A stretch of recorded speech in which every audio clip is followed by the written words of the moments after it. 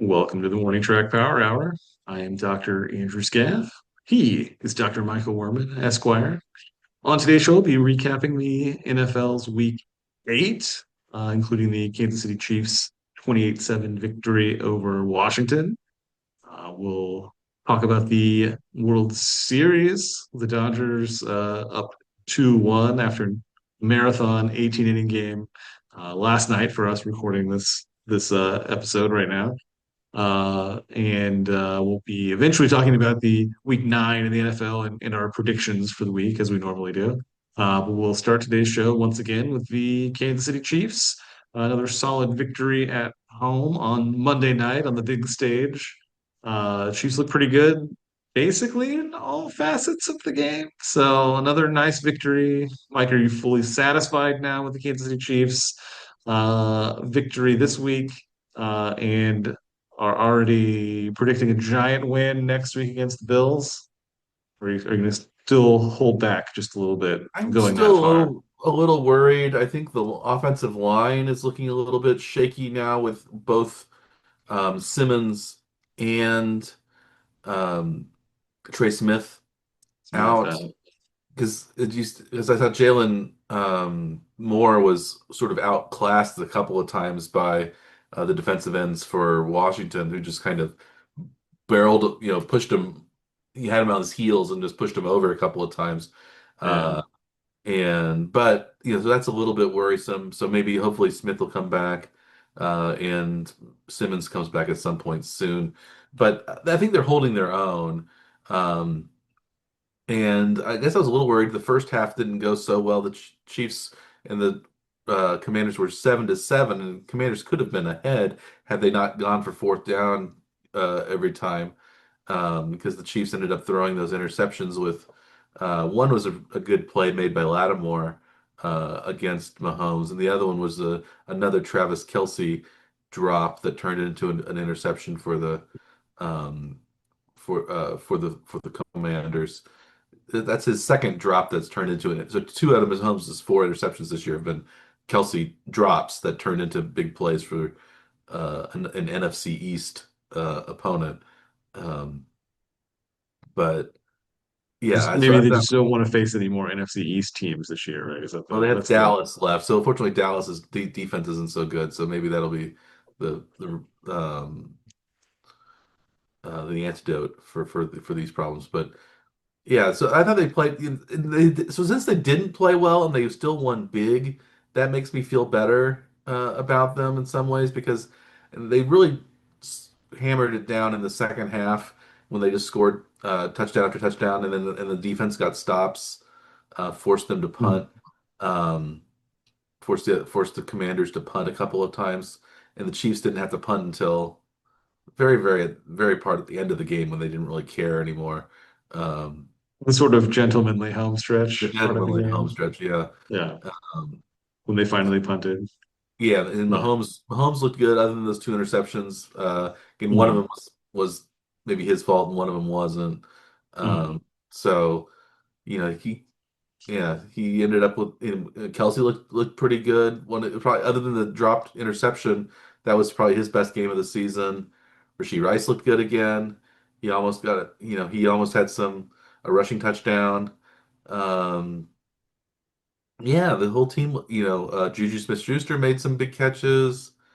There were basically everybody contributed on offense, and the Chiefs just rolled in the second half, and the defense played really well in the second half too. So I guess it was against Mariota, who is one of the better backups in the league, I would say, and somebody who's given And the Chiefs problems before.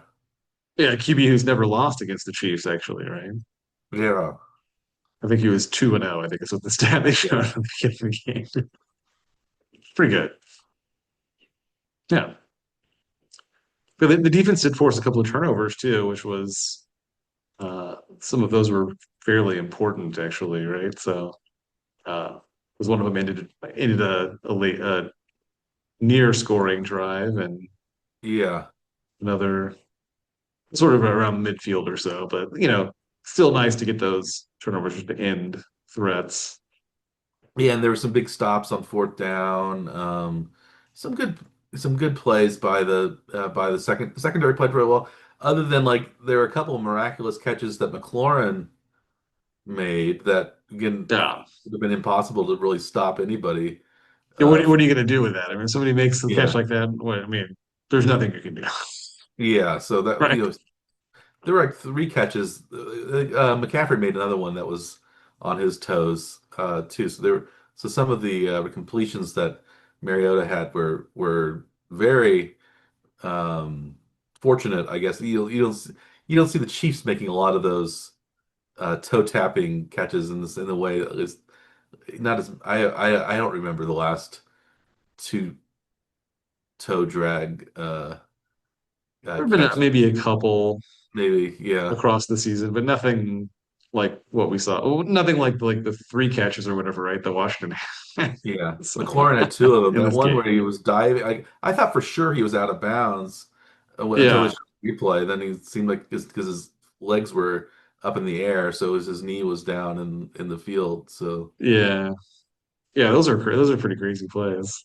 yeah, and they were covered pretty well both times. So yeah, so it takes a real spectacular play basically to beat the Chiefs or to score even on the Chiefs. So that's something that I think is good going forward. I'm a little worried about the Buffalo game because Buffalo won so handily against Carolina, who had been playing pretty well of late. So, but they won, going away. So, now the Chiefs are, well, before we'll talk about it in the second or third segment of our broadcast, the Chiefs are actually favored going into Buffalo, which I think is a little worrisome. Usually the Chiefs lose the regular season matchup to Buffalo and then they win the playoffs. But this year, I think the Chiefs need to win the regular season matchup so they can try to get closer to that number one seed. Um, and stay at least close enough to Indianapolis to, if Indianapolis is still 2 games ahead of the Chiefs, and the Chiefs, if they beat Indianapolis and Indianapolis loses one more game, then the Chiefs would have the tiebreaker over Indianapolis. So if they go forward, so um, that's what I guess that's what we have to look forward to. Um, Yeah. but I still am thinking about that as the ultimate goal for the Chiefs is getting home field advantage still, even though they've had the rough start. But they played really well the last several weeks, even though the defense didn't play so well against Jacksonville, but the offense has been showing up lately. So, and that's very different from last season when they were just winning all these close games. Um, and I think the Chiefs' point differential this year is higher than it was at the end of last season, although that was skewed by thirty Week point 18 loss. game. Yeah, the week 18 game. But I think the Chiefs are plus 80 something on the point differential. And they're only plus 59 last year. That's right, 59. Yeah. Yeah, plus 83 this year. Yeah. But racking up like pretty big wins the last couple of weeks, and that really helps, extend Yeah, that point differential. they've only lost close games. The only games they've lost have been close and they've won blowouts, which is unusual for an Andy Reid team, I think. Yeah. Um, but it also makes them seem like they're maybe a stronger team.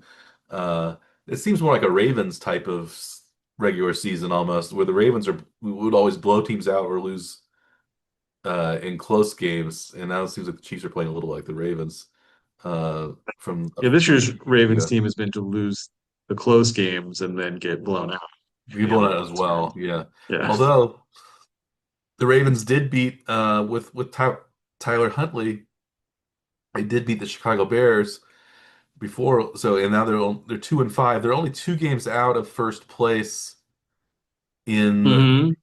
uh NFC in the AFC North because Pittsburgh lost again.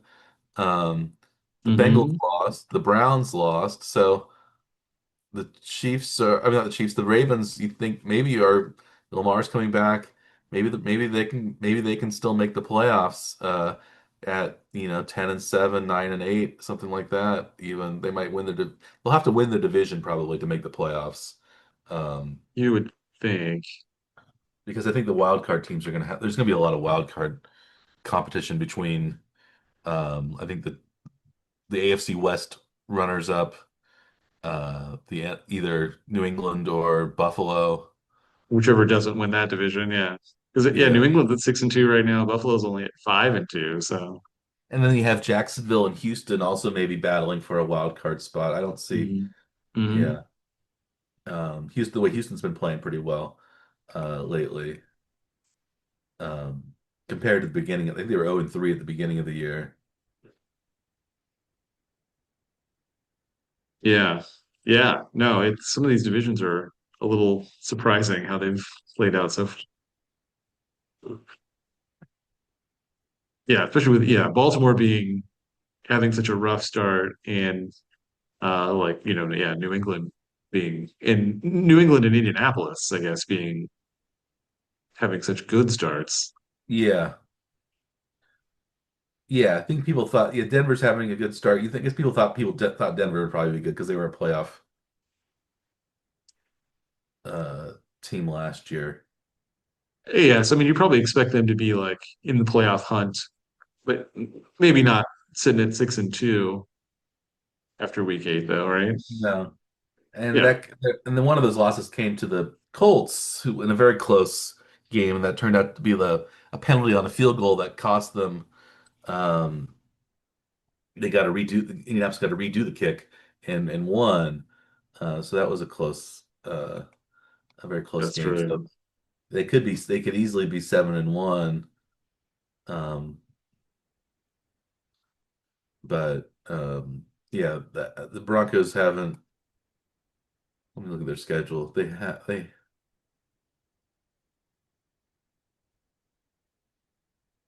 But yeah, the Colts are already over what we expected them to have for their season win total. Yeah.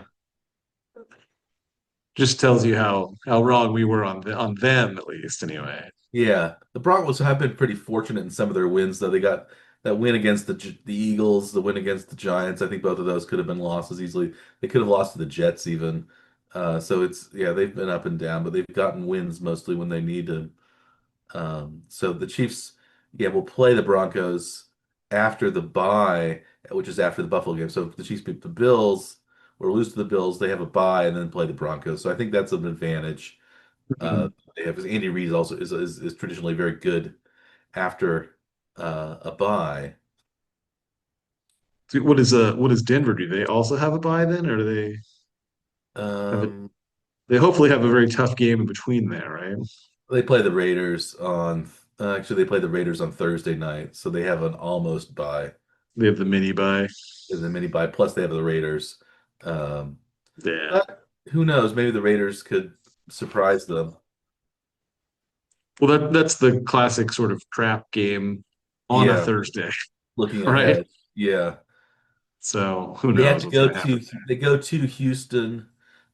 So at Houston, home against the Raiders, then home against the Chiefs. So their bye comes after the Chiefs game. Yeah. It looks like. Yeah, so they Yes. don't. The Exactly. next week they have off, and then they play the Commanders Commanders. at the end of November, And then they play the Chiefs again at Kansas City on Christmas Day or Christmas which is night. an even shorter day or shorter rest, isn't it? Yeah. Or is Christmas is actually on a Christmas is a Thursday this is year. on a Thursday, so that's a normal Thursday game, Yeah. sort of. Yeah. And Yeah, that's the Chiefs. I think that's the Chiefs' only Thursday game they have to play. that's all right. I Yeah. don't. I'm not a fan of the Thursday game anyway. I think it's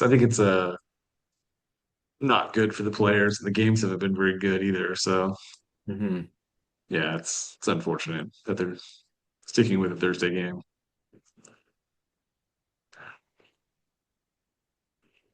Yeah. I wonder if the Chiefs. I'm surprised that the Chiefs Colts game right now. So the Chiefs play at the Bills, bye at Broncos, home against the Colts. That home against the Colts game is it's a 1 o'clock Eastern game, noon game. I would be surprised if I wouldn't be surprised if that game got switched to a later time slot because people that's It's going to be flexed to more prime time. It's going to be a huge game. Yeah, I mean, you You, wouldn't expect that on paper before the season was starting. no, To expect that to be a potential big game, you'd think like, well, yeah, it's just a game during the year, right? yeah,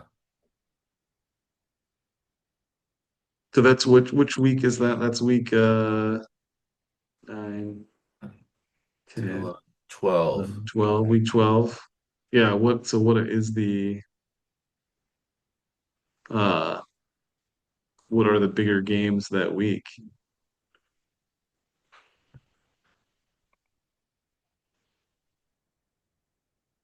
Let's see. Um, It's okay. 3 o'clock games are Cleveland Raiders, Jacksonville, Arizona, Philly, Dallas, 3:25, in Atlanta, New Orleans. so the Philly Dallas is the big one, but Yeah, you think the well you think they maybe would they'd move switch it with it. the Cleveland Las Vegas game.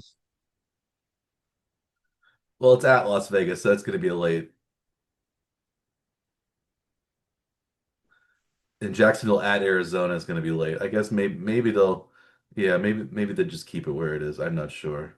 Yeah, Um, but CBS doesn't have much of the early one. Yeah, it's got 4 games in the early one. Because Pittsburgh, Chicago probably will be a it might be a decent game at one. Um, switch it to a second Monday night game to go up alongside Carolina, San ooh, Francisco. that's an ugly game. Yeah, it's one that you'd think could be okay, but before the Now season started, but now it doesn't maybe look so good. yeah no that with San Francisco's injuries and Carolina playing so badly, and Tampa Bay lost. Tampa Bay at the Rams isn't it might be a good Sunday night game. Yeah. Um, Well, there um, are at least two competitive teams on paper before the season started and now, right? yeah, yeah.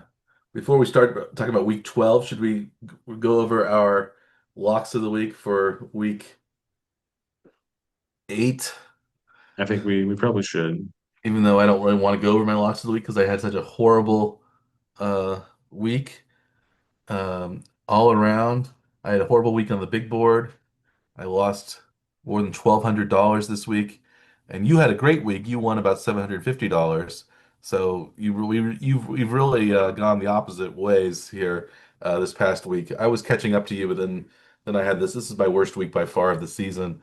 I was 0-3 on the locks, and I was horrible on the big board, largely because my over under was so terrible. I didn't do that well on the spread either, or the money line that I did okay. I didn't do that great on the money line either. So I just didn't have a good week at all. Um, but all the games Yeah, that I it's kind of predicted turned out to be evenly bad across the board. bad. I predicted San Francisco plus 1.5 against Houston. We talked about Houston turning things around. The 49ers, it seems like the injuries are finally catching up to the 49ers. And Mac Jones is turning back into the pumpkin that we kind of know he is. Um, the McCorkle pumpkin. Oh, McCorkle Jones.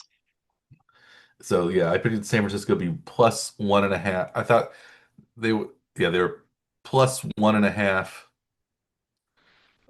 against the Houston Texans. They ended up losing that game 26-15, so they lost by 11 points.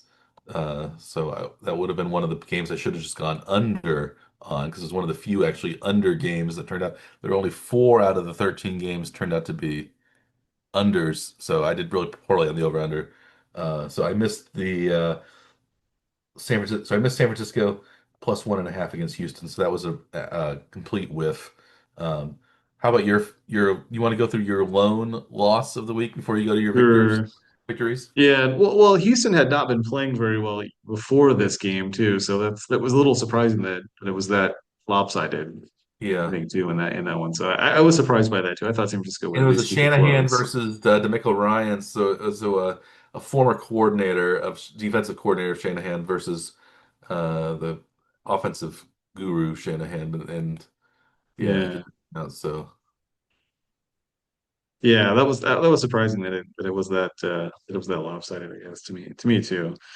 My loss for the week, though, I had the Chicago at Baltimore over at 49 and a half. At the time that we took the bets, uh, we thought that Lamar Jackson was on track to play, and so that over/under number, even though it was fairly high, we thought I thought it might they might still be able to catch that. As the week went on, even on Friday, I think they said that Lamar Jackson was a full participant in practice, and then later have recanted that statement. I don't know. Did you hear about that story then? That Baltimore is yeah, being uh, scolded by the league for listing as a full participant, even though he only played with like the scout team, I guess. yeah, that was So, strange. but yeah, so then as soon as they made that announcement, then the betting lines like tanked and they went down, I think, 4 points Yeah, on the spread and 4 points on the over under. So that I think by the time we made our picks on the big board, the over under number was down from 49 and a half to 45 and a half. Was it 44 and a half? 45 and a half. hmm So it took 4 points off the over under. They ended up final score in that game was 30-16. The Bears did not play very well in that one either. So they did get to 46. So they got the over on the big board, but on the locks of the week, I had them at 49 and a half, which they did not get to. So they were a field goal shy of uh, approaching that. I guess they're 4 points, 4 points under from what they needed. So uh, that was my lone loss of the week, actually, Mike. So um, no, not the under hit on that one. One of only four unders that were successful this week was against me and on my pick. So that's not good. yes, not good. Bad luck for me, I guess. Yeah. How about your second pick? My second pick was also a loss. This was the Tennessee Indianapolis game. Tennessee Indianapolis was over under was 47 and a half. I went with the under, of course. Um, that game ended up being 38-14, so it went slightly over, it went to 52. Uh, I maybe I didn't think Tennessee would score 14, or I didn't think Indianapolis would score quite 38, but they ended up together doing a little bit better. So I think I thought it would maybe be more of a 31-7 type game. I was hoping it would be something like that. But each team scored probably one more touchdown than I would have liked them to have scored. So that was a bust for me. Another whiff on the locks of the week. So 0 and 2. Uh, so 50, they started over under was 47 and a half. They scored 52. So 4.5 points over. So not terribly off, but not great either. It was fairly late too. Wasn't like around the 2 minute warning or so when the last score was recorded. I don't know. I don't remember. I wasn't that wasn't one of the games I watched last week.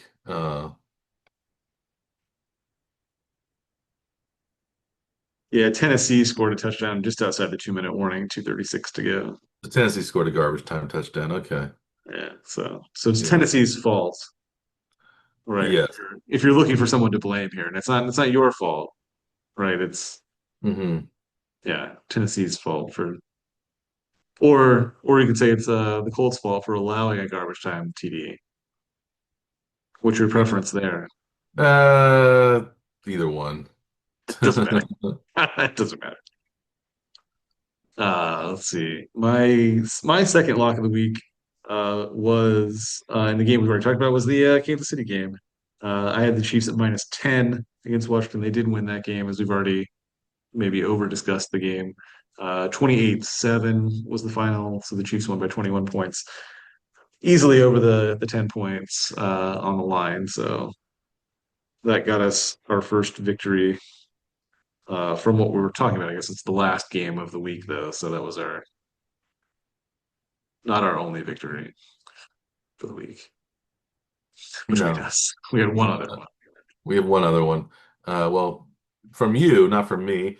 My third loss of the week was Pittsburgh +3 against Green Bay. Pittsburgh looked very good in the first half. They were up by 10 points or something like that in the first half at one point.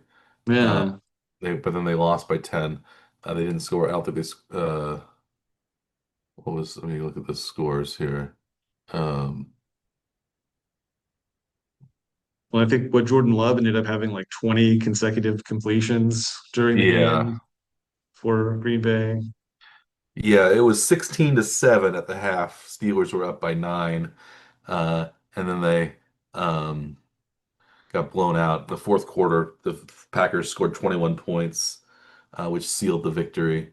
So it started out to be a pretty good game, but on my end. But yeah, the Steelers lost by 10. I had them losing only by 3 or fewer. But I guess fewer than 3. I didn't push, but um, I guess one fewer touchdown by Green Bay would have been a push. Uh, but 35-25. Uh, Packers won, so they won by 10. I lost that one by 7. So 0-3 on the week. Um, how about your second victory? So you were 2-1. What was your second lock of the week that turned out to be an actual lock? So I had the over in the Cleveland New England game, which was one of the lower over under numbers for the week. It was only 40 and a half. And New England ended up putting up 32 points themselves, which really helps get close to that 40 and a half. So yeah, so Cleveland's contributed just enough to get the over. 32-13 was the final, so 45 points, so 4 points clear of the over under number. The game's final points, though, Mike, were on a safety. Did you have that bet as a prop somewhere that there would be a safety in No. this game? Safety? No. We still have that prop bet, multiple safeties in a game. I think some Yes, uh from one of um the Super Bowls or something, right? Didn't we have? yeah. Yeah. So, well, so yeah, so I ended up 32-13 was the final there. Yeah, so over the 40 and a Ooh. half. Do you know Uh, when the last time there were multiple safeties in an NFL game? I do not have any idea now. It's Was more it in recent. the modern time or was it in It's more the recent olden than you think. days? Yeah. The last time was 2024, September 2024.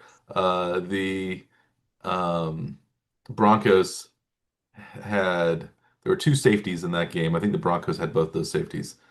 The last time with three safeties in an NFL game was 1984, the Rams against the New York Giants. Hmm. There were three safeties in that game. Uh, and that's all I have between then and 1950. So there probably were more safeties at one point. Yeah. Um,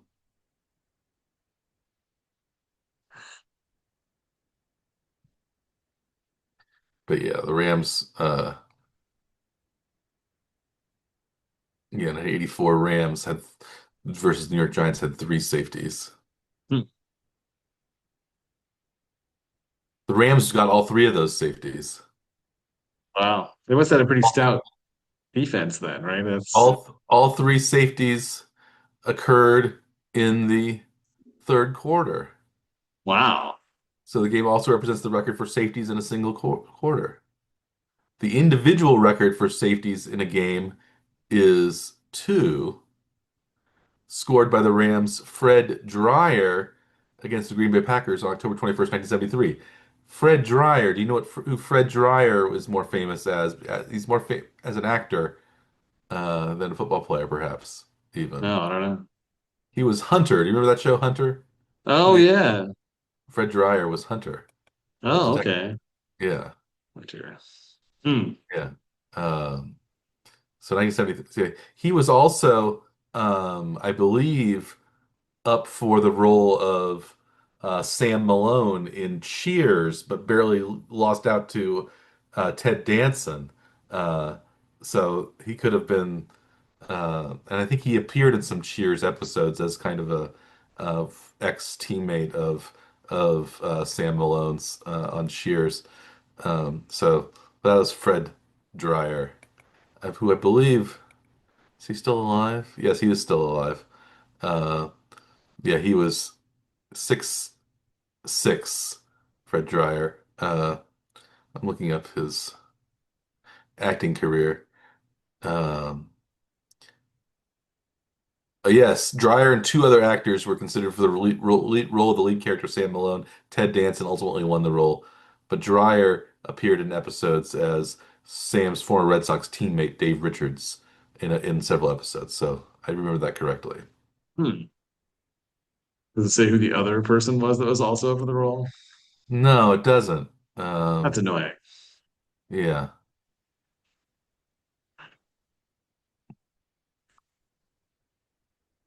yeah, Fred Dreyer. Hmm. But yeah, two safeties in one single game.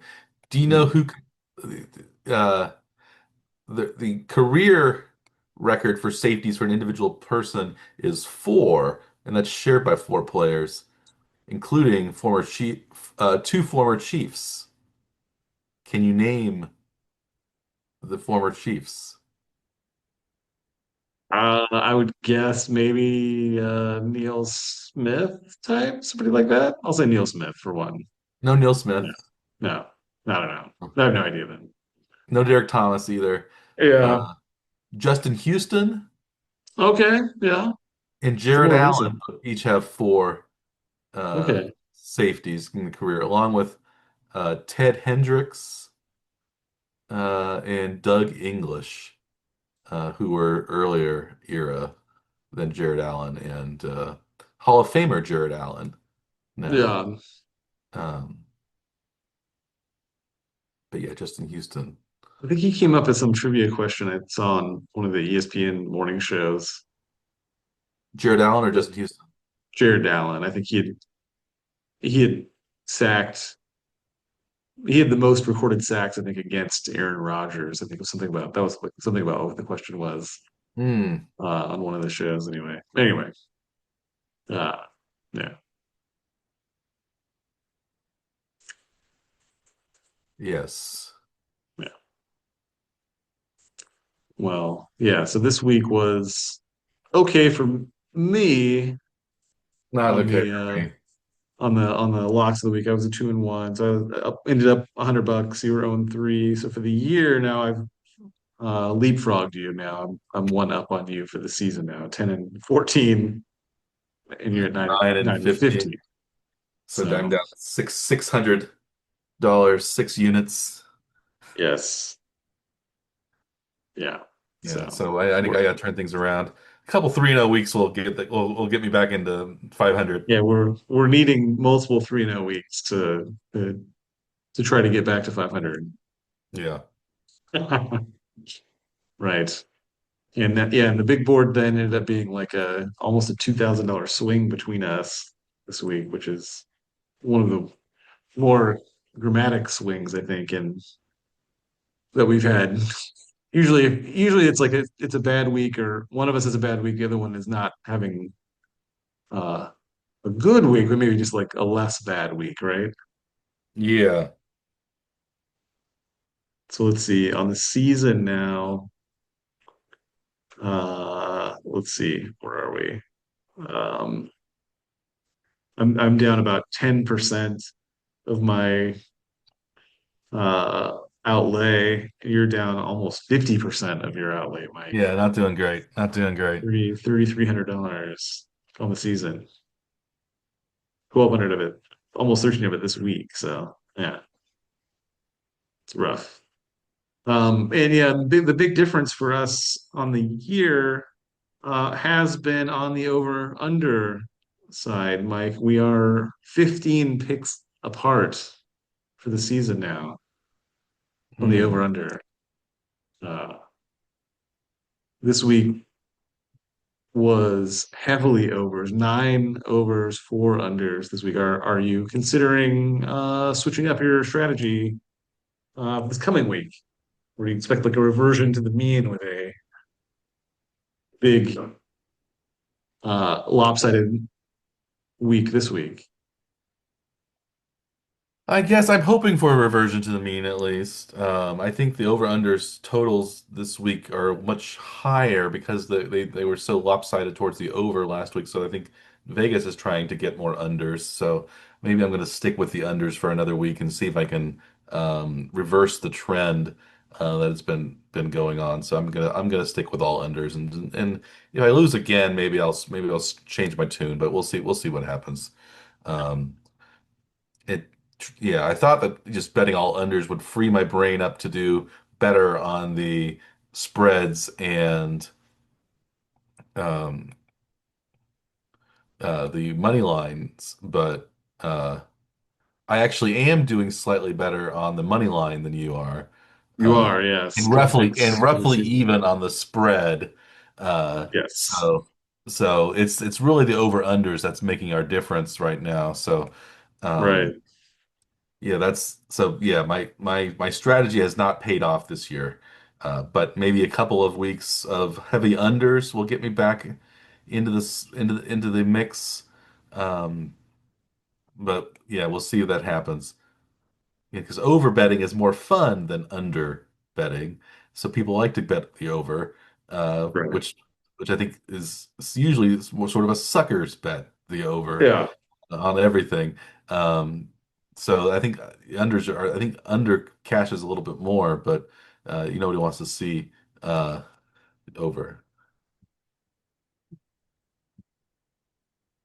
I just like seeing the if you're doing like a mixed overs and unders, to see that you end up with more correct answers than Mm.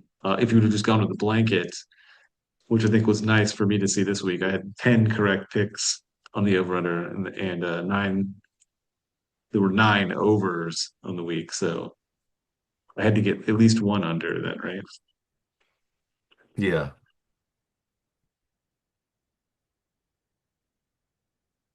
It looks yeah, like exactly. I missed three picks. They were all unders that I missed. So Yeah,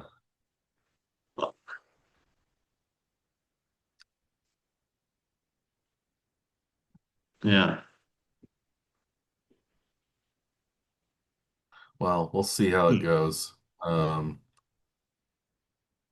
yeah, I don't. Yeah, my all under bets have not been cashing in. So maybe I'll have to switch it out in a couple of weeks. We'll see what happens. Maybe during the Chiefs bye week I might reconsider um, my approach to the over under. But so far, yeah, not so good. Speaking of over under, we the it looks like the World Series is going to be over the 5.5 total of games because it looks like Toronto has won, or if they haven't, It looks like it's uh, final now. Yeah. So it is it just two went to the two. final. Yeah, the Toronto won 6-2 over the Dodgers in Game Four. It ended just a few minutes ago. So now that game is series is tied 2-2. So it will go to at least 6 games. And I was the one in our bets. I bet the over on the number of games of 5.5 or over. You bet the under. So I'm doing slightly better on that, although I'm not doing much better on the other bets. But at least the over under in the World Series, I am getting correct. Um, we had probably we just last night on Monday night. We're recording this on Tuesday. Uh, we had one of the most epic of World Series games, an 18 inning affair. Uh, which matches the longest World Series game ever, another 18 inning game from several years ago. Um, we both learned today that country music singer Brad Paisley sang the national anthem for both 18 inning games. I don't know if he sang any other games, World Series games, or just sang the. So Yeah. if he is the singer, that means you're going to play 2 games worth Yeah. of Just expect a baseball. long one. Yeah. Yeah, that other 18 inning game also featured the Dodgers though too. Is that surprising? There was the 2018 game, I think, Dodgers against Red Sox, I think is what it said. And I think the Dodgers also won that game. The Dodgers won that game. Yeah. Did they win the series that year? I don't think so. I think the Red Sox would have won that one. Maybe?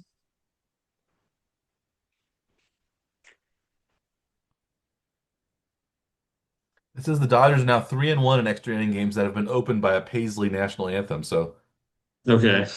So he's sung multiple. The Uh, Red Sox did win that series. The Dodgers won that game though. this is the fourth time that a World Series game following Paisley singing the national anthem went into extra innings. So World Series Game 2 in 2017, World Series Game 3 in 2018, Game 1 in 2024, and Game 3 in 2025. Two of those went to 18 innings, one went to 10 innings, one went to 11 innings. So, um, yeah, I don't know if he has some sort of magic where the teams become more evenly matched because of his singing. Um, Must be. yeah, It has to be something like that. It can't just be random. yeah. But do you think it's odd that Brad Paisley was wearing a plaid shirt rather than a Not Paisley Paisley. Yeah. shirt when he sang the national? Maybe that's a signature look though, Mike, is not I guess actually Paisley. I guess plaid does rhyme with Brad, so True. that's probably why he wore it. Possibly. Or maybe it seems more working class country than a Paisley shirt. Probably that one.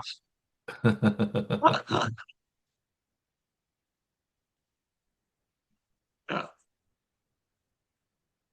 Where do you think Brad Paisley is from? No clue. The South, generically. I guess maybe culturally. He's from West Virginia, Okay. Yeah.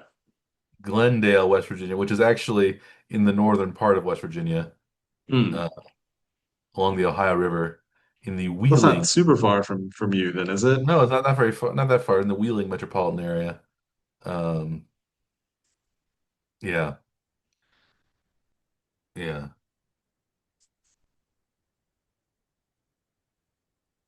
Hmm. Uh,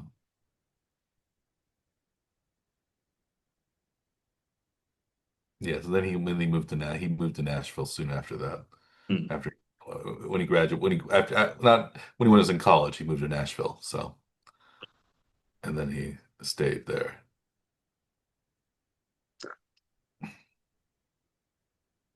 I'm not a big modern country music fan, so I don't really know anything about Brad Paisley other than he's a country singer. I wouldn't recognize any of his songs. Country I'm not music is answering I'm not getting any of his songs correct on any trivia quiz that I would be doing, I country guess. music is an interesting kind of parallel universe to most music. I always to me it's its own thing. Yeah, right. It has no intersecting lines with anything that I have interest in. So I guess yeah, Taylor Swift was a country singer before she became a pop icon. right. There are a few artists that like came out Crossovers. of the countryside, but like Yeah. once if they go the other way, then they're lost to me. Basically, I won't hear anything about them anymore. The Darius Ruckers of the world. Yeah, don't care anymore. Hootie Hootie and the becoming. Blowfish. I'll listen to some Hootie and the Blowfish, but no, I'm not listening to. I'm not listening to any Darius Rucker though. So I have no interest in country music at all. I like Johnny Cash and Willie Nelson, old country Yeah, stuff, but sure. I haven't listened to a lot of much new country. Yeah. Uh, but yeah, some country rock stuff I like, but or alt country stuff, but yeah, not the mainstream Nashville sound. I don't really listen to much of that. But anyway, but Brad Paisley. So if you want to have an extra inning game, have Brad Paisley sing before. Yeah, so that if you're going to go to a game, you know you're going to get your money's worth if Brad Paisley is the national anthem singer. Probably don't want to bring your very young children to a Brad Paisley anthem singing game too, right? Like Yeah. if you know you're gonna have to leave in like the sixth inning, yeah, you're not gonna see hardly any of the game, right? Yes. Yeah, yeah. So Well, 2-2 now. Do you think do you have a favorite now for the series? Do you think the Dodgers will still in control? You know, winning that 18 inning marathon is kind of a big deal, but both teams likely blew their bullpens in that game. Uh, yeah, do you think that yeah. favors one team or another? Well, I guess the home field advantage now is back on the side of the Blue Jays because the Blue Jays have 4 games at home. So it's like they won two and then just lost two. Yeah, So even if the Dodgers win game 5, the Blue Jays only have to win two at home to win the series. So maybe you think the Blue Jays almost have the advantage because it has essentially become a 3 game series with home field advantage to the Blue Jays. yeah. But I think the Dodgers are still the better team and have more star power and um, better, probably better pitching, at least top of the line pitching. Um, so I'm still leaning Los Angeles, but Yeah, the I would, Dodgers starters I think are better, but the Blue Jays really pen seems to be better, yeah, and the Blue Jays seem to have like bigger, more home run capability than the Dodgers do. But the Dodgers still have players that can easily hit home runs at any time. So yeah, they have Otani, they have Freeman, they have Mookie Betts, they have many MVPs spread across yeah, those three guys. yeah, yeah. Yeah, Uh, Will Smith can hit some home runs. Teoscar can hit home runs. Muncy can hit he's home won a home run runs. derby before. So Yeah, yeah. yeah, Um,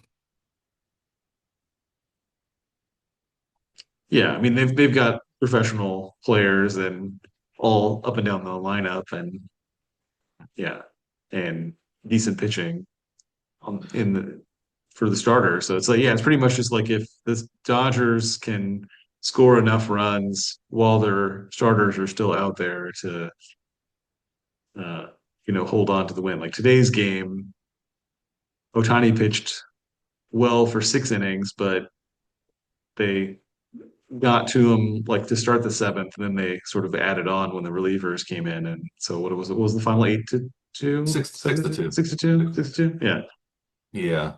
yeah, Um, so the World Series will be over by the time we air again next week. So it's guaranteed to be over because the last game, even if there's a game 7, it'll be on November 1st, which is Saturday of this week. So um, it seems like the World Series has been played pretty quickly, um, which I guess is a good thing. Uh, Monday extra was, 18 innings though, yeah, but or an extra Monday nine was, innings. Yeah, yeah. already.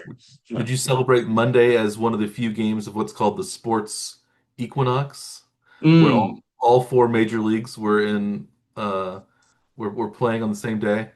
yeah, You had NBA games, you had NHL games, you had uh, the NFL with the Chiefs, Commanders, and then you had the World Series. So all 4 leagues, and I think there were a couple MLS games too. So 5 major sports leagues if you include MLS uh, yeah, in that. So I don't know how many. I don't know how. I think it's somewhat rare to have all the leagues play at the same time.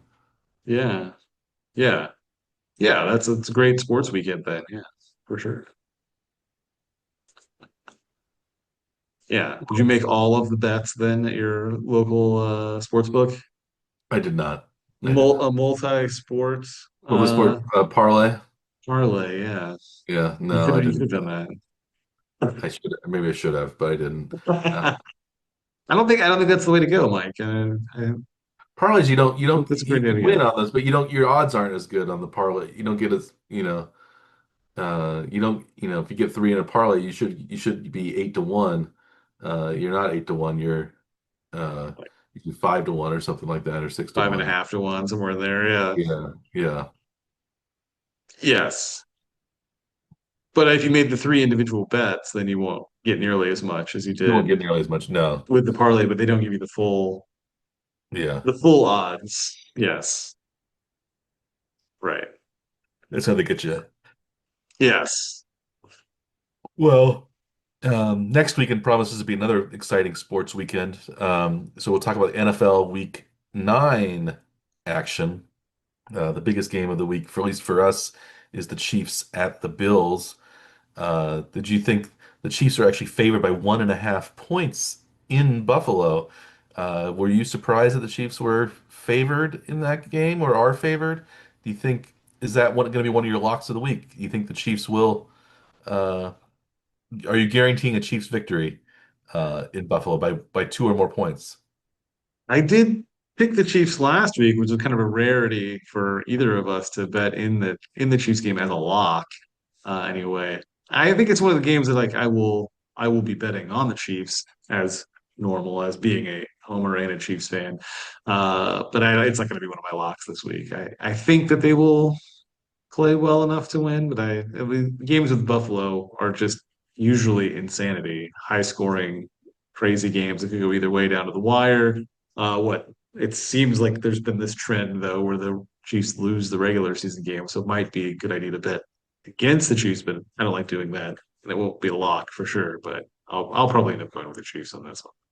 I think You I'll tend to go. be a homer also, Mike. Are you going to I'm a be homer. making this Yeah. one of your locks though? Yeah, I'm not gonna make one of my locks though. No, I'm picking him as a one of my in the big board. I will pick the Chiefs to win on the money line and on the spread. I guess if you again basically unless you think the Chiefs are going to win only by 1 point, you might as well pick both of them. Right. Um, so and I'll probably pick the under again. I think the over under is 52 and a half. 52.5. That's a high total. Not the highest of the week. The Dallas Arizona game, 54.5 is the highest Ooh, total of the week. There's also 52.5 Chicago at Cincinnati coming up. So there's some three really high totals over 50. Oh, Baltimore Miami is at 51.5. So four over 50 totals this week. That's a Thursday night game, Baltimore at Miami. I guess Lamar Jackson is supposed to be playing. Uh, is that a game you want to touch? Baltimore at Miami. no, no. Two erratic teams on a Thursday night. No, I don't, I'm not interested in betting on money there. We haven't been doing that well on Thursdays. No. Anyway, I think this week, week eight, I think I finally got two of the picks right, and it was because I hedged my bet, betting on the the underdog team to keep it close, but the favorite to win. And then I got one of those, and I think I picked the over that ended up hitting two. So, but we've been like between us, we've been only getting like one of our six picks correct Yeah, we haven't been doing so well. on Thursdays for like quite some time this year. So, Yeah, I'm avoiding the Thursday game as well. Yeah, I can see Miami pulling it out even if Lamar came back because who knows what state of his injury if he's playing and he might be he might not want to test out his hamstring fully, he might not be running nearly as much. He might be more of a pocket passer, and if he is just a pocket passer, then he becomes kind of one-dimensional and it's not the same Lamar Jackson is, because his he gets those wide open throws because people fear his running so much. If the running isn't going to be there, who knows how it's going to do. Maybe it seems odd that they played after the bye. They started Huntley against Chicago, but then are going to go Jackson only a few days later. Um, you would think maybe they would right. Huntley again on Thursday, and then we'll have Lamar play again the following Sunday. But we'll see. We'll see what happens. Well, they At least, had been going to Cooper Rush, weren't they, for the yeah, couple they of started games out with Cooper. before Then they that? brought in Huntley back, Yeah, former Pro Bowler Tyler Huntley, if you remember with correctly, Baltimore. with Baltimore. Yeah. So he's much more like Lamar Jackson in his running style and his passing, kind of a dual threat quarterback. So I think that makes more sense. Probably you can run the same offense with him as you can uh, um, that you would have with Lamar Jackson. with Lamar Jackson. Yeah. Yeah. Well, and I think that was probably the big difference then between Baltimore the last several weeks and Baltimore this week, was that they could go back to their sort of more standard Baltimore kind of offense instead of being the pocket passer. So yeah, if Lamar Jackson comes back and he's not super mobile, then it may not be that different from having Cooper Rush back there. So yeah, these I mean they're just things that you want to be concerned about, I guess, if you're thinking about making bets in games, especially with real money, not like we're doing with theoretical money here. Yes. Yes. If we had a real money, we'd be doing a lot of things differently. Right. And like we wouldn't be betting on Thursday night in No, general. no, not $100 anyway. No. Maybe bet just like $1 or something, just for the Yeah, heck of it. $5, $10, something like that. Yeah. Yeah, something to keep it a little interesting, I suppose. But yeah, I don't. Yeah, we're not going to. So, should we go? Want to go through our locks of the week? Let's do it. I am going back to the 49ers. Well, I did not do well with the 49ers as the 1.5 point underdogs. Uh, Last week against Houston. as this Houston Texans, but I am going to go in a game, the 49ers at the New York Giants. The 49ers are actually 2.5 point road favorites against the Giants. But I'm not going to bet on the spread. I'm going to bet on the over-under. That's the over-under is 48 and a half. I'm going to bet under 48 and a half. The Giants are going to be without Cam Skattebo, and the 49ers are going to, are kind of walking wounded. So I think it's going to be a fairly low scoring game. It's also a game across the country for the 49ers, an early 1 o'clock Eastern time, 12 o'clock Central, 10 o'clock Pacific time game. So it's cross country it's a cross country trip. I think it's like Mac Jones is probably going to be starting again. Um, yeah, I don't, there's a lot of receivers still out for the 49ers. They're using basically backups that the Chiefs have cast off.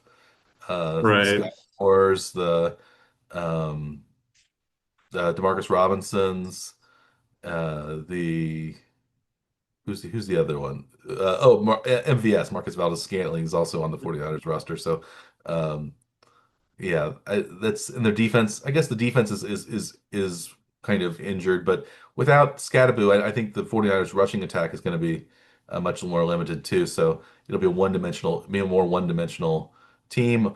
Malik Neighbors is out for the season for the Giants. So I think there's going to be a little less, not going to be a ton of scoring. I could see it as a 24-17 game one way or the other. So that's 41. That would be under 48 and a half. So that's what I'm hoping for anyway. And so I'm going Comfortably. under Under. under 48 and a half for the 49ers at the Giants. So, of course, it's probably going to be a 49-38 game or something like that. But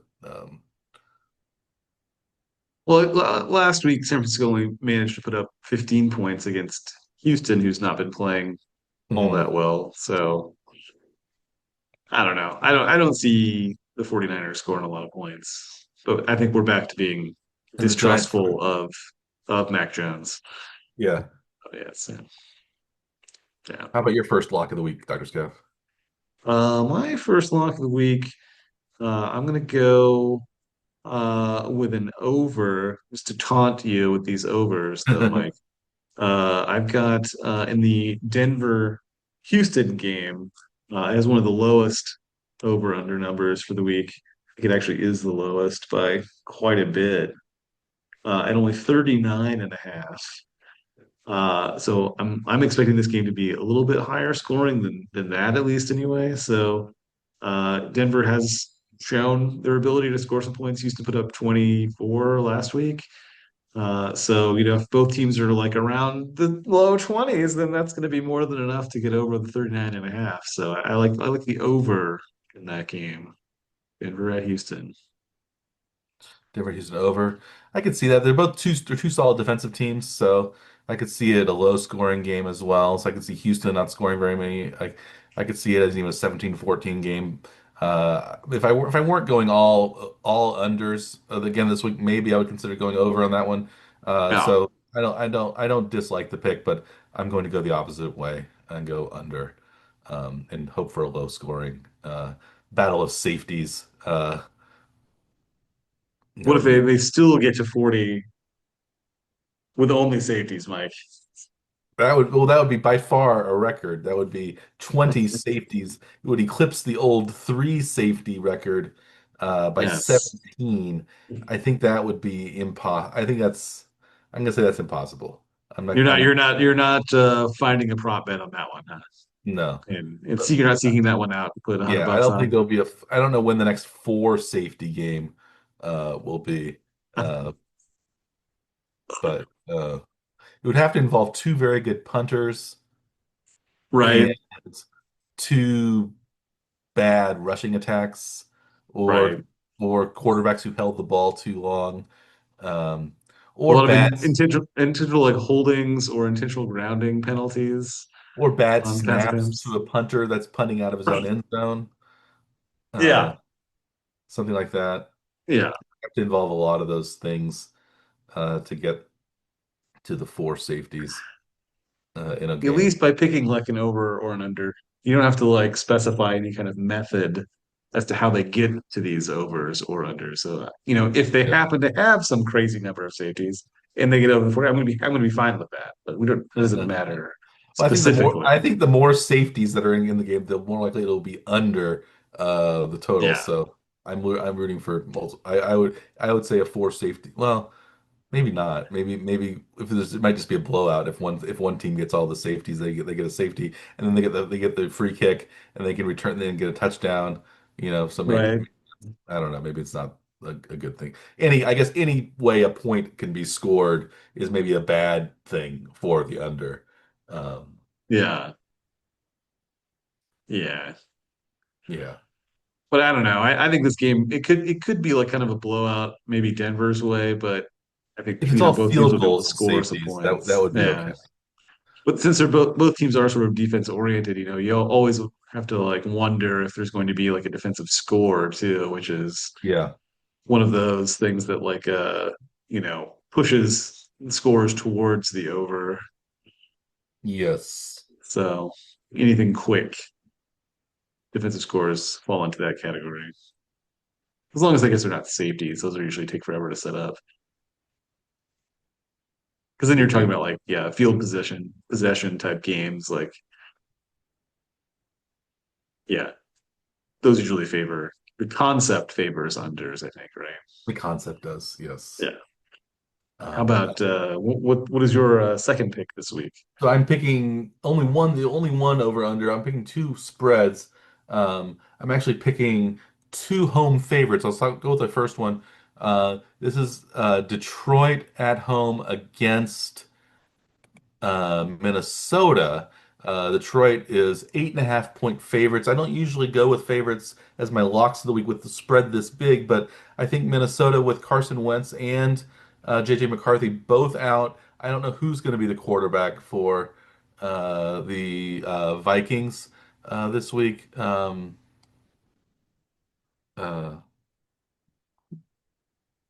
Anytime you're going to a third string, it's not usually very good they're going with quality. I think they're going with either Desmond Ritter or Max Brosmer. Rosmer did uh was 3 for 4 for 13 yards at the end of the last game. So it looks like Brosmer's probably next up. Or maybe JJ McCarthy will come back. I'm not sure. Uh I thought McCarthy was injured out the whole season, but maybe he's not out the whole season. It was said to be JJ McCarthy with And an expecting, so the coach O'Connell says he anticipates McCarthy having a full week of prep before returning to the starting role on Sunday. So well, does that change your projected outcome of the game? not really. He's coming off an Finding out injury. that McCarthy may be starting. No, well, I think Wentz is. I don't think McCarthy's going to be that great against the against the Lions in Detroit. So I like Detroit minus 8.5. Yeah, it's um I guess it's only 8.5 because I think McCarthy's going to start. I guess if it was going to be Desmond Ritter or something, it'd probably be 12.5. But it's still possible McCarthy won't start. He'll have a setback in practice or something like that. So I think the 8.5 number is pretty good right now. I think it's probably only going to get higher at this point. Um, so I'm gonna stick with the Detroit Lions minus 8.5 over the Minnesota Vikings. I think Well, Minnesota seems like they're going the opposite direction of Detroit right now. well, Detroit has a tendency to go ahead and run up the score too if they're That's true. Yeah. playing well. So if they have like a 10-point lead at the half, they may end up winning by 3 or 4 more touchdowns, right? Yeah, Detroit is coming off a bye, so they'll be prepared. I guess the Minnesota's coming off a kind of mini bye because they had a horrible game against the Chargers. The Chargers just blew them out 37-10 on Thursday night last week. So yeah, we'll see how that goes. But yeah, I still like Detroit minus 8.5 over Minnesota. How about your second lock of the week? My second lock is going to be a similar sort of situation here, with a home favorite playing quite well recently against a road team that's been playing pretty terribly the last couple of weeks. I've got New England at -5.5 at home against Atlanta.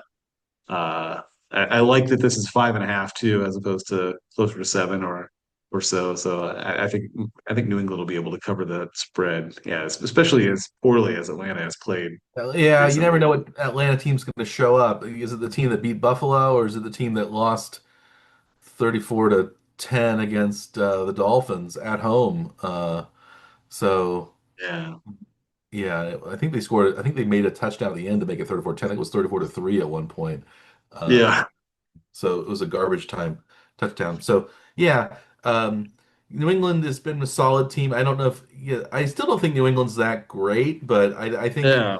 I think Atlanta is a team that you can't really count on, and so I think on the road, on the in the grass, again, it might be getting a little bit cooler this weekend.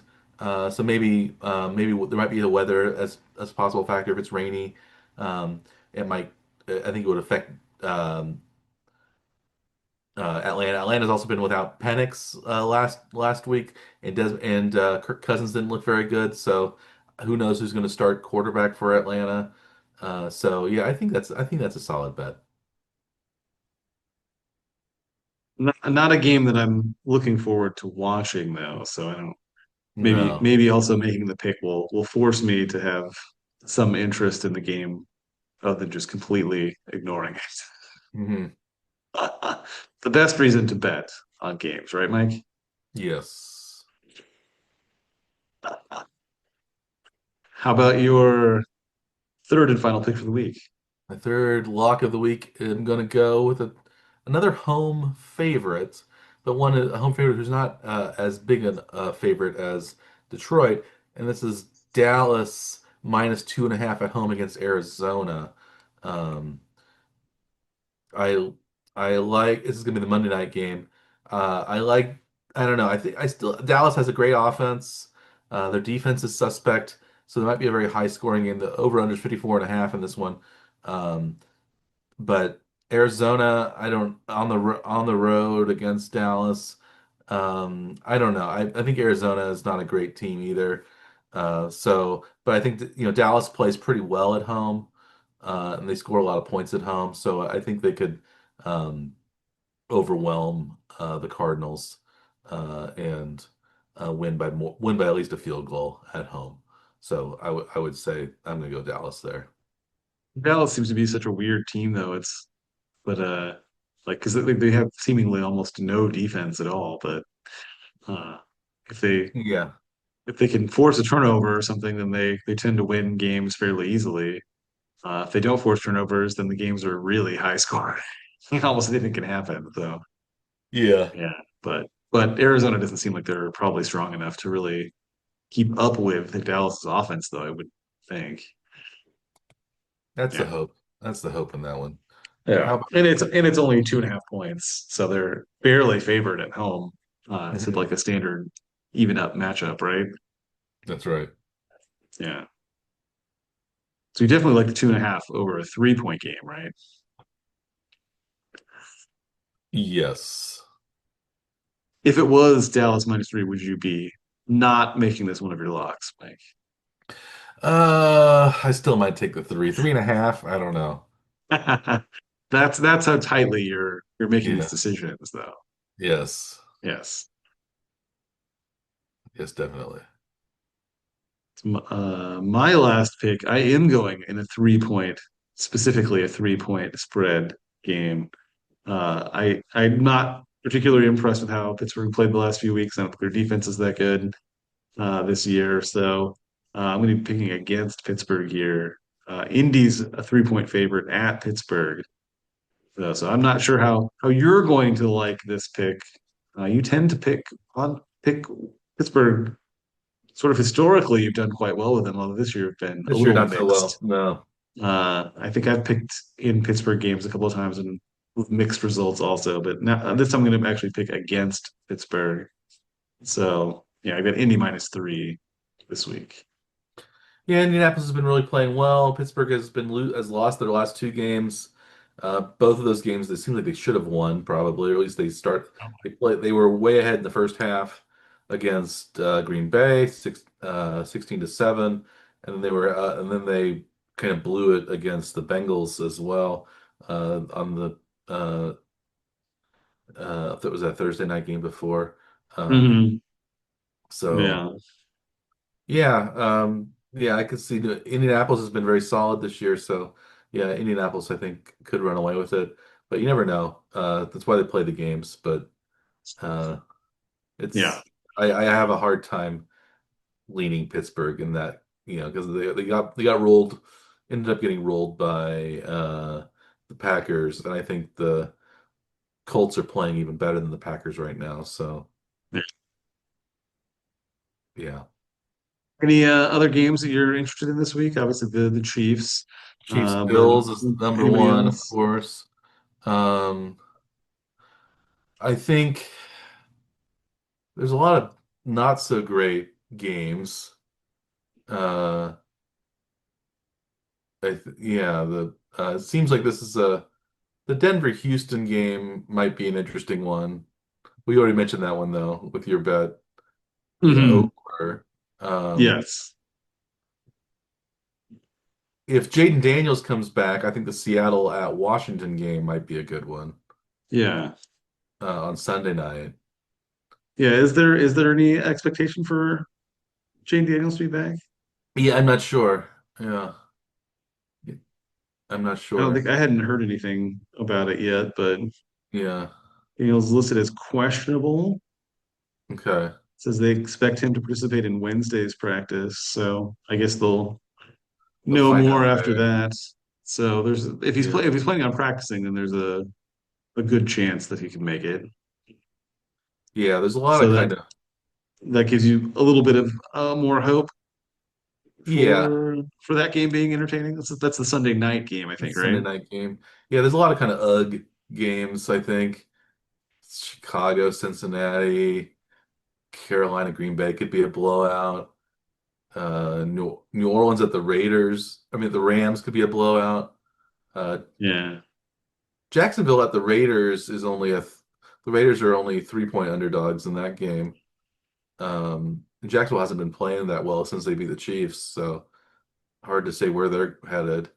Um, you did mention New Orleans. It seems like it may be that Tyler Shuck may be making the start for the Saints. How does that affect what you expect to see from that game?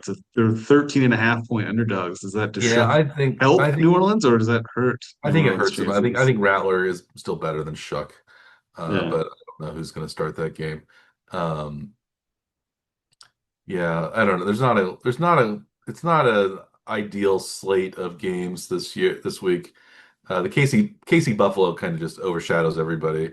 yeah. Uh, Even if we weren't Chiefs fans, that would be the game of the week, pretty obviously. So that's one of the become maybe the biggest rivalry in the NFL over the last 5 years, Chiefs Bills. And the story is that the Bills can never get over the hump when it matters most. And so, this game could go a long way for the Bills to get uh, their number one seed.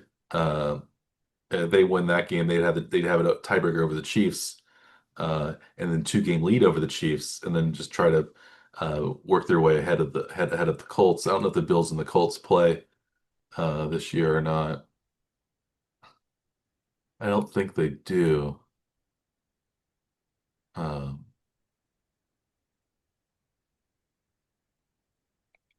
They do not. yeah, We've got Miami, Tampa, Houston, Pittsburgh, Cincinnati, New England, Cleveland, Philly, Jets. yeah, and they have a lot of Jets games, and they have a lot of Miami games left. Buffalo does, so Yeah. there's some guaranteed wins almost. It seems like at this point in the season. Yeah. Yeah, that seems like they have a fairly favorable schedule. Yeah. They've got a couple of tough ones, but Hmm. nothing crazy. Besides, getting that Chiefs game out of the way, week 9 is probably better, right? For them. Yeah. Yeah. Hmm. Yeah.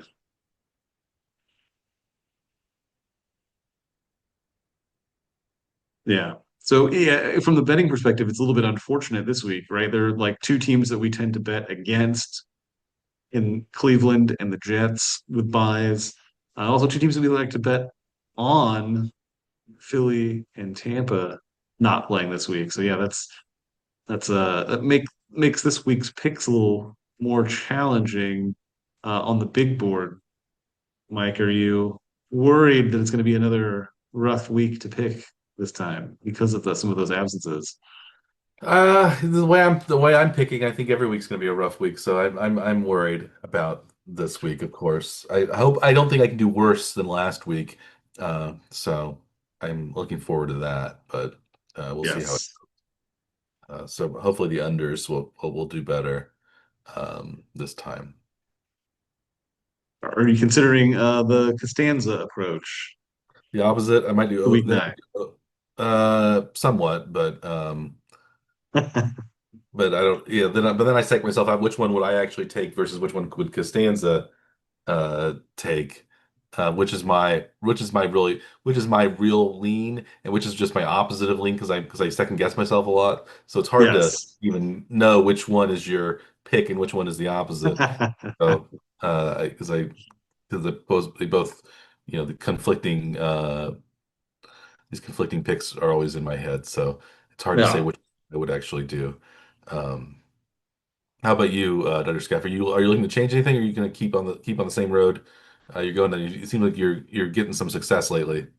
Yeah, yeah. I think I'll be taking a few more unders this week, but overall, I think the same strategy is going to be in play for everything else.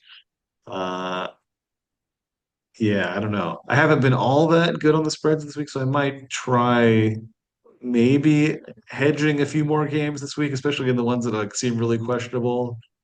Outside of the locks, I think I like the locks as of now, so I won't be hedging on any of those games, I don't think. But there are some really odd games this week, and I think you know quarterbacks that we don't really know who's going to be playing, so there's going to be a lot of like late decision making here. I think this week, maybe more so than in the last couple of weeks.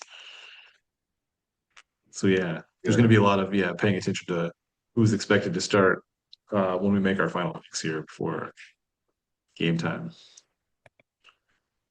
Yeah, Yes. Well, should we wrap up this week's episode of the Warning Track Power Hour and I think so. move on to next week?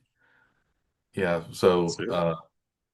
as always, I am Dr. Michael Werman. He is Dr. Andrew Scaff. We are the Warning Track Power Hour. Please like and subscribe to our YouTube channel, which is available on YouTube, or our podcast, which is available on any podcast delivery platform that you are using right now, most likely.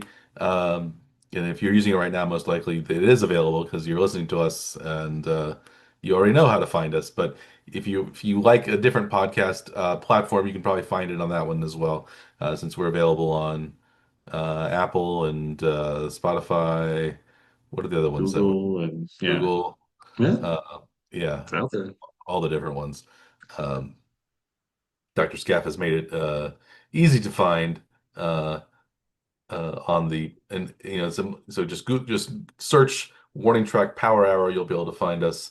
Um and yeah, so that's what we have going for us. We have a big weekend this week in sports. We have perhaps game 7 of a World Series on Saturday.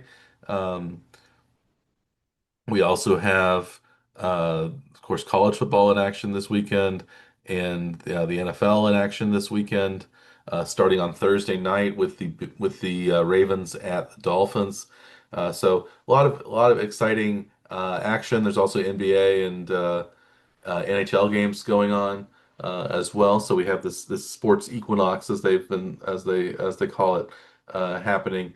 So we wish you, if you're making bets this weekend, we wish you luck in making those bets. As long as your interests do not conflict with ours. So don't just make the you'd be making a lot of money if you just went the opposite of what I was picking this week. So maybe our locks of the week are the anti-locks of the week. But um, I think you'd be up $1,000 this year if you're just betting against us. yeah, so that's the way to go. That's why we get all our listeners. This is so they know what not to pick. Yeah. Um, Yes. although Pick I've the I've opposite of it. yeah, although I've read that this year's football handicapping has been harder on the sharps this year than previous weeks. It's been more unpredictable, they think, than most years. So maybe that's maybe, Yeah. maybe that's just our problem. Um, I it's just just I not just was predictable curious and either. clicked back on last year's spreadsheet, and I'm almost exactly where I was last year. So I would say they're not that different, Hmm. but maybe I think they're just as unpredictable as they always are. Yeah. Well, you're Within doing. $20 for the season total at this point, like Oh wow. $20. Well, good for you, Dr. Scaff. Uh, Not really. It's still negative. So well, we here at the One Trick Power will try to get into the black when it comes out of the red into the black. Um, when it comes to our picks. But that's a slow but steady. It's a marathon, not a sprint. So we have to, take it one week at a time. We'll try to work our way back into it. I think, if I can get my locks of the week above 500 by the end of the season, I will be happy. Um, yeah, and we'll see how that goes. So that's what I'm looking for. I don't think I'll make the. I think I will probably stay under 500 on my if I do the every game, every spread, every over under of the week. But because I think that's just too many. I can't. Especially if I'm going all unders and it's been an over year. Um, right. but you Volume have betting to. has not been your Mm-mm. expertise, I think, so far No, I've in been the better on in the the past. But target. your I've been better on the historical target. The version.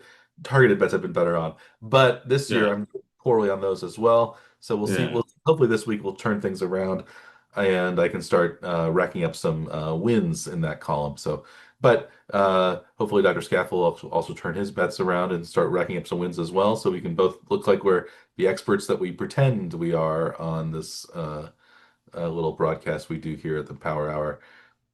So we'll see how those things turn out. We'll be excited to preview week 10 next week. The Chiefs will have a bye next week, so we'll have a week 10, a Chiefsless week 10 discussion, and we'll also recap week 9. Hopefully, we'll be recapping a Chiefs win in Buffalo.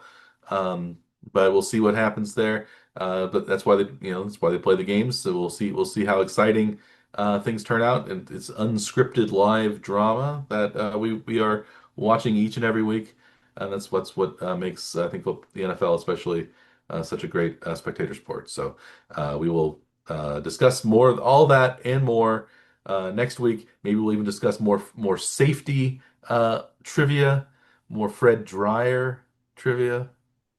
Hunter. Hunter. Yes. Yes. Never know. You never know what's going to come up. You never know what's going to come up here at the Power Hour. So that's one of the great things about the Power Hour. And so we will see you again next week here at the One Track Power Hour. But until then, we wish you a good day.